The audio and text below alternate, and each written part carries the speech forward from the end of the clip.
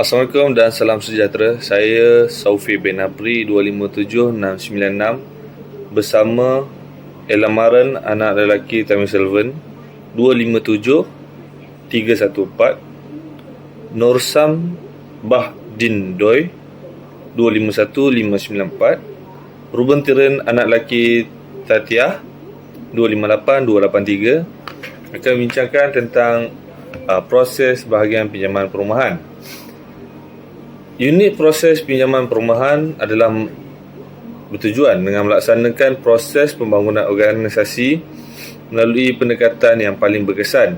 Unit pinjaman perumahan Cawangan Sarawak menjadi pilihan saya, pilihan kami untuk menyelesaikan tugasan ini kerana ia adalah sebahagian daripada agensi kerajaan. Definisi diagnosis. Organisasi beroperasi untuk memperoleh pengetahuan yang diperlukan untuk mengembangkan dan mengatur usaha perubahan, menilai kekuatan dan kelemahan, merancang inisiatif perubahan berdasarkan penemuan maklumat yang dikumpulkan dari seluruh syarikat. Bagaimana pula dengan konsep pembangunan? Pengembangan organisasi adalah proses meningkatkan keupayaan organisasi untuk melakukan pembaharuan diri dan meningkatkan prestasi keseluruhannya. Proses perancangan yang sistematik digunakan dalam pelaksanaan pembangunan organisasi dan organisasi tersebut melaksanakan perubahan sesuai dengan keperluan semasa. Program dan usaha yang merangkumi pelbagai orang dari pelbagai peringkat dan lapisan masyarakat serta lapisan syarikat ini adalah bersifat usaha kolaboratif. Objektif dan punca organisasi perlu berubah. Mengurangkan konflik dalam organisasi yang terdiri daripada bahagian dan unit adalah tujuan utama. Pengurusan konflik akan timbul akibat perbezaan tanggungjawab, kemahiran minat, latar belakang, objektif, ekonomi, sosial, politik dan juga teknikal serta pembezaan tujuan individu dengan organisasi. Organisasi Unit Pinjaman Perumahan Cawangan UPPS CS Sarawak. Bahagian pinjaman perumahan BPP berusaha untuk menyelaraskan pemprosesan pinjaman perumahan untuk kaki tangan kerjaan persekutuan yang bekerja di negeri Sarawak secara administratif. UPPCS diuruskan oleh Perpendarahan Malaysia Sarawak walaupun semua masalah atau apa-apa mengenai polisi dan wang diputuskan oleh Ibu Pejabat BPP di Putrajaya. UPPCS terbagi kepada 3 komponen iaitu unit proses, unit cadangan dan unit pembayaran. Diagnosis peringkat organisasi Unit Pinjaman Perumahan Cawangan Sarawak UPPCS menunjukkan hal ini hasil yang berjaya mesti dicapai untuk mencapai objektif pengeluaran produk atau meningkatkan kualiti barangan perkhidmatan yang memenuhi keperluan pelanggan. Bagi meningkatkan kualiti hidup rakyat Malaysia, Program Satu Malaysia, Program Transformasi Kerajaan Modal Ekonomi Baru MEB dalam kurungan dan rancangan Malaysia ke-10 sedang digalakkan. Nama saya Ruben Tiren, anak lagi Tatiah, nombor metrik 258283. Hari ini saya ingin membentangkan cadangan intervensi perubahan. Apa yang dikatakan dalam cadangan intervensi perubahan adalah, yang pertama adalah peranan pemimpin organisasi. Seseorang ketua jabatan yang tidak memahami tujuan dan arah jabatannya pasti tidak akan membimbing syarikat ke arah hasil yang diinginkan. Terdapat sedikit persoalan bahawa kualiti dan gaya kepimpinan pemimpin organisasi menentukan sama ada syarikat itu maju atau merosot.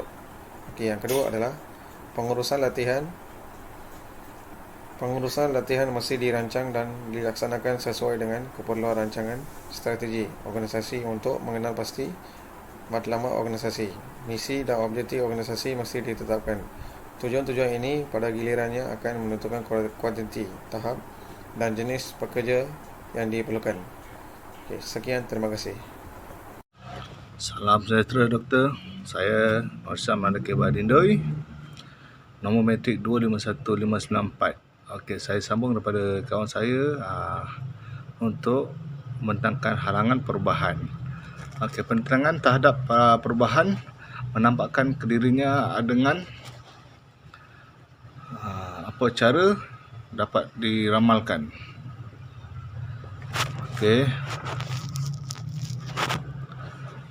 Penentangan adalah boleh berupa tindakan terang-terangan, tersembunyi, segera atau tertangguh. Apabila pembangkang bersikap terang-terangan dan segera, sangat mudah bagi pihak pengurusan untuk mengatasinya. Okey, halangan yang paling sukar untuk diatasi adalah pembentangan tersembunyi atau tertunda oleh kerana kesukaran untuk mengenal pasti dan menguruskan rintangan tersembunyi. Usaha untuk mengatasinya tidak berkesan, mengakibatkan hilangnya kesaksian kepada organisasi, hilangnya keinginan untuk bekerja dan kenaikan kadar ketidakhadiran dengan alasan sakit. Kita sambungan.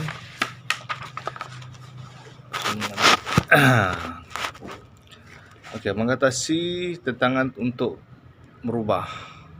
Motivasi penentangan terhadap perubahan dapat dikurangkan dengan komunikasi dengan cara orang-orang yang berkenaan dapat membantu mereka dalam memastikan rasional dalam perubahan tersebut. Penglibatan. Ketika orang yang terlibat secara aktif dalam pilihan untuk berubah, sukar bagi mereka untuk menolak dan menerima hasilnya. Orang yang menentang perkataan mereka dalam perubahan tersebut dapat menurunkan keengganan mereka untuk berkomitmen dan meningkatkan kualiti dan sebelum perubahan tersebut dilaksanakan. Okay. Dalam kesimpulan pula, persekitaran yang dinamik penting untuk kelangsungan dan kejayaan perniagaan apapun perubahan dalam lingkungan seperti dalam sidang politik, ekonomi, sosial, teknikal, pengaruh terhadap fungsi organisasi baik secara langsung atau tidak langsung. Meletakkan perubahan dalam tindakan bukanlah pekerjaan yang mudah.